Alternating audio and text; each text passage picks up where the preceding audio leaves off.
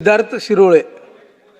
पुणे शहरासह संपूर्ण महाराष्ट्र राज्यामध्ये मे, जून आणि जुलै महिन्यांमध्ये सर्व कॉलेजेसची प्रवेश प्रक्रिया सुरू होती आणि या प्रवेश प्रक्रियेसाठी विविध दाखले जसे की रहिवासी दाखला, उत्पन्न दाखला, जात प्रमाणपत्र हे काढण्यासाठी विद्यार्थ्यांना राज्याच्या वेबसाईटवर ऑनलाईन पद्धतीने अर्ज करावा लागतो. पण यावेळेला अध्यक्ष महोदय 25 मे ते 3 जून पर्यंत राज्याची वेबसाईटच बंद होती आणि त्यामुळे पुणे शहरातील 15,000 विद्यार्थ्यांना दाखले हे वेळेत न मिळाले आणि त्यामुळे त्यांची प्रवेश प्रक्रिया ही रखडली गेली. माझी विनंती अशी आहे की आपल्याला माहिती आहे की मे, जून, जुलैमध्ये समजा प्रक्रिया आपल्याला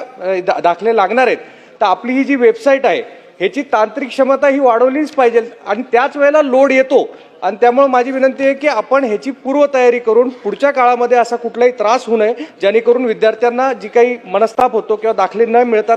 मिळाल्यामुळे त्यांची जी प्रक्रिया पुढे जाते, यासाठी तांत्रिक क्षमता आपल्या सर्व वेबसाईटची वाढवणे गरजेचे आहे.